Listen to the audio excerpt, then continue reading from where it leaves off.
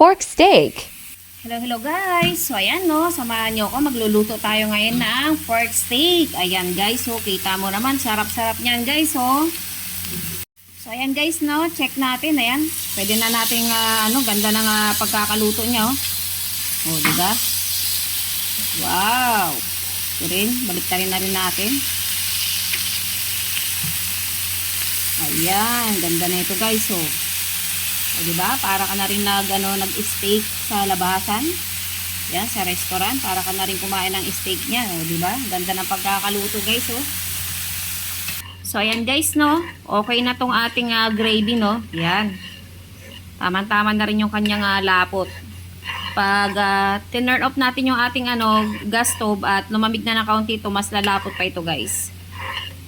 Malapit na rin maluto yung ating butter mixed vegetable. Ayan.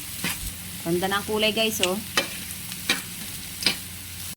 So, ayan guys, no. Okay na ito. Yan ang ating hinahanap na pagkakaluto dito sa ating steak.